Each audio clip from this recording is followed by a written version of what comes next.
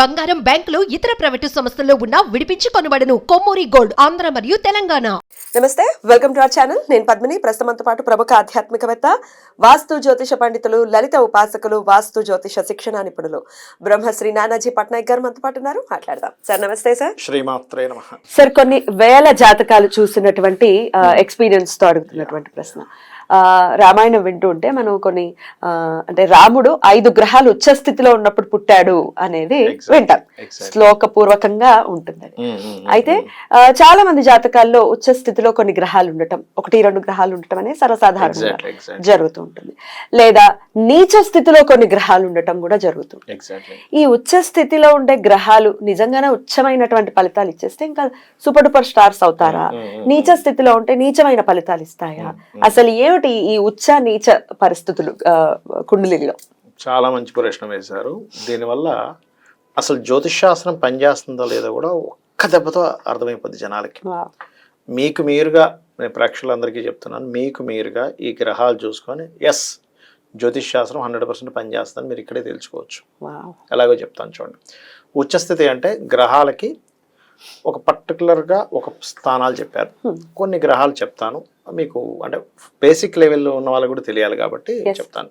Sun మేషం ఉచ్చ, moon వృషభం ఉచ్చ, అండ్ శాటర్న్కి తుల ఉచ్చ, అదేవిధంగా కుజుడికి మకరము, అండ్ గురువుకి కర్కాటకము, శుక్రుడికేమో మీనరాశి, రాహుకేతువులకు వచ్చేసి బుధుడికి కన్య, బుధుడికి కన్య, అండ్ రాహుకేతులకు వచ్చేసి బుధుడికి కన్యా రాశి, అండ్ అలాగే రాహుకేతులకు వచ్చేసి వృషభము అండ్ వృశ్చికం.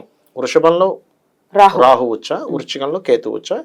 ఇంకొన్ని నాడీ గ్రంథాల్లో మిథున అండ్ ధనస్సు కూడా చెప్పారు, అది కూడా పనిచేస్తుంది. బట్ మిథున ధనస్సు రాశిలో ఉన్నప్పుడు దాన్ని కోదండరామ్ యాక్సిస్ అంటారు. ఇవే గ్రహాలు ఆపోజిట్ సైన్ లో ఉంటే నీచ, అంటే అలాగా రవి తులలో ఉంటే నీచ, బుధుడు మీనంలో ఉంటే నీచ, శుక్రుడు కన్యలో ఉంటే నీచ, అండ్ శని మేషంలో ఉంటే నీచ, గురువు మకరంలో ఉంటే నీచ, కుజుడు కర్కాటకంలో ఉంటే నీచ. ఈ రకంగా చెప్పారు. ఇదే సేమ్ రాహుకేతువులు కూడా, రాహు వృశ్చికంలో ఉంటే నీచ, అండ్ కేతు వృషభంలో ఉంటే నీచ. అయితే ఇక్కడ మనకి ఉచ్చ నీచంలో ఉన్నప్పుడు చాలా మంది ఏమనుకుంటారు, ఉచ్చలో ఉంటే ఇంకా హై వెళ్ళిపోతారు, నీచంలో ఉంటే డౌన్ అయిపోతారు అనుకుంటారు. కాదు ఇక్కడ, అంటే అది ఉంది, అది ఎప్పుడూ జరుగుతుంది కూడా చెప్తానండి. ఫస్ట్ ఉచ్చలో ఉన్నప్పుడు జరిగేటువంటిది ఏమిటంటే, అందరూ నోట్ చేసుకొని చెప్తున్నాను, వాళ్ళు అడ్జస్ట్ అవుతారు, కాంప్రమైజ్ అవుతారు, అవతల వాళ్ళని తొందరగా క్షమిస్తారు. మీరు చూడండి కావాలంటే, వాళ్ళు అభక్వాల్ని వదిలేసాయి అంటుంటారు. నీచలో గ్రహాలు ఉన్నాయనుకుంటున్నారు, ఎవరు సమస్య లేదు, తోలు తీయాల్సిందే. అవునా? నీచలో ఉంటే కాంప్రమైజ్ అవ్వరు. మీకు చూడండి, ఏదైనా జాతకం తీసుకొని చూడండి, కాంప్రమైజ్ అవ్వనే అవ్వరు. ఖచ్చితంగా నేను కౌంటర్ ఇవ్వాల్సిందే అని ఉంటుంది. నీచంలో గ్రహం ఉంటే, ఉచ్చలో ఉంటే పోనివాడు బాబాని పడిపోతాడు. మీరు చూడొచ్చు. మీ ప్రేక్షకులు చెప్తున్నాను, జాతక చక్రం జ్యోతిష్యం అనేటువంటిది అది చాలా గొప్ప సబ్జెక్టు. 100% చెప్పొచ్చు. మీరు ఈ ఉచ్చ నీచంలోనే మీరు వెతుక్కోవచ్చు.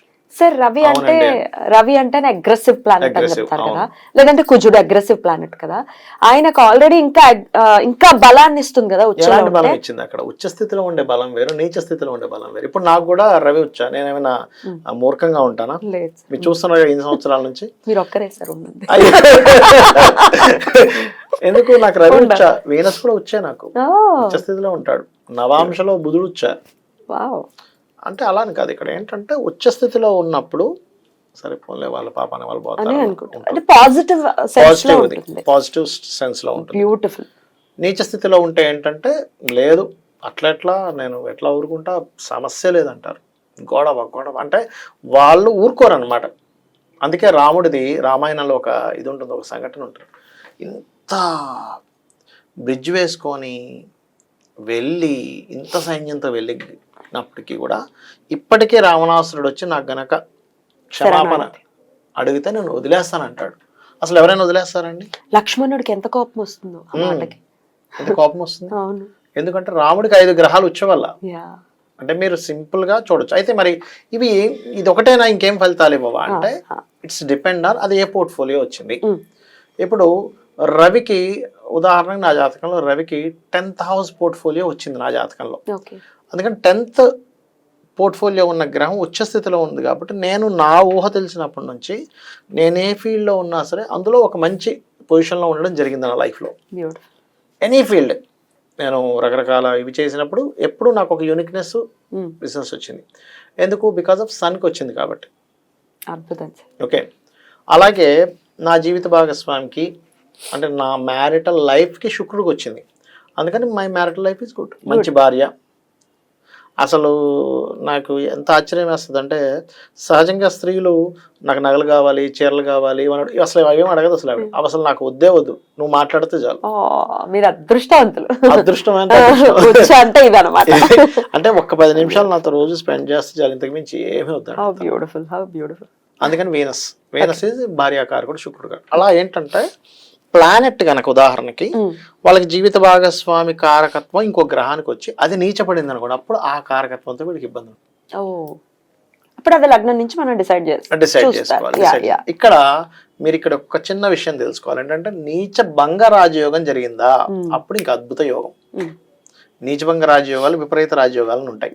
నీచపడిన గ్రహం నీచ భంగం జరుగుతుంది, అప్పుడు ఇంకా సూపర్గా ఉంటుంది. అంటే ఎట్లాగా లైఫ్లో ఇంకా ఈ వ్యక్తి అసలు ఊహించం మనం, అంత లేదబ్బా సినిమా అనుకుంటాం, కానీ తీరా చూస్తే అసలు సూపర్ స్టార్ రజనీకాంత్ అయిపోయి కూర్చుంటాడు.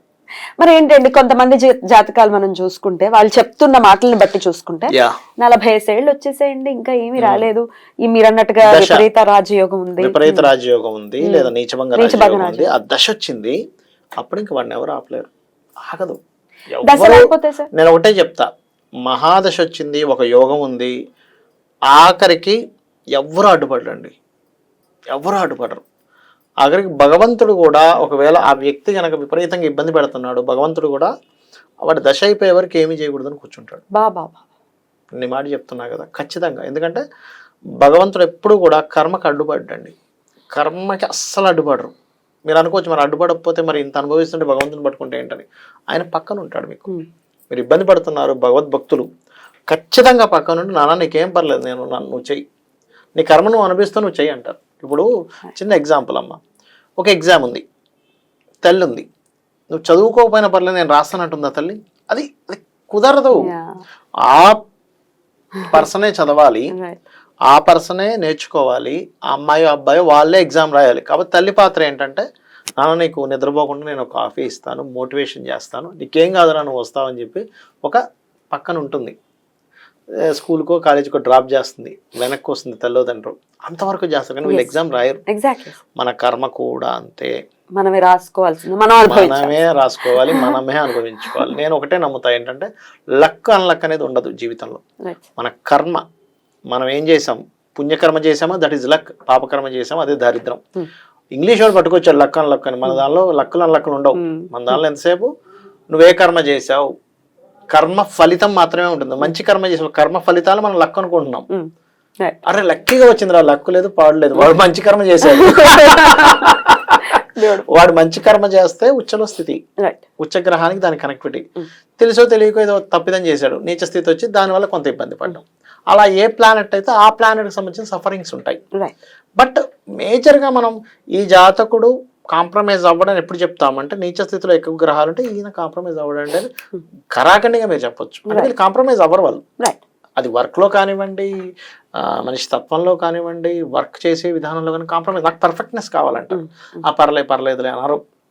దానివల్ల ఏమైనా ఇబ్బందులు వస్తాయా? ఇబ్బందులు అంటే ఒకటి, ఇప్పుడు మనం అర్థం చేసుకునే దాన్ని బట్టి ఉంటుంది. ఇప్పుడు మీరు ఉన్నారు, మీకు షూటింగ్లో కానీ యాంకరింగ్లో కానీ పర్ఫెక్ట్నెస్ కావాలని ఉంటుంది, మీకు ఉంటుంది.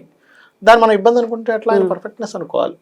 కానీ మరీ ఎక్కువ గ్రహాలు నీచంలో ఉన్నప్పుడు మాత్రం కొంచెం వాళ్ళని కొంచెం హ్యాండిల్ చేయడం కష్టం అవుతుంది. వాళ్ళు ఒక పట్టాను ఒక మాట వినరు, నథింగ్ డూయింగ్, ఇది అవ్వాల్సిందంటే అవ్వాల్సిందే. సూర్యుడు ఇప్పుడు ఉదయం పొడుస్తుంటే లేదు నాకు సంబంధం లేదు, గంట తర్వాత సూర్యుడు పొడవాల్సిందే, అంత ఇదిగా ఉంటుంది. రైట్, అది కొంచెం హ్యాండిల్ చేయడం ఎగ్జాక్ట్లీ. ఇంకొన్ని జాతకాలు చూసుకుంటే సార్ ఉచ్చ లేదు నీచ లేదు, ప్రశాంతంగా మామూలుగా ఏదో ఉన్నట్టుగా ఉంటుంది. ఏదో ఒక్క గ్రహం ఏదో నీచంలో ఉండటమో, నీచంలో ఖచ్చితంగా నీచంలో కానీ ఉచ్చంలో కానీ ఉండాలి.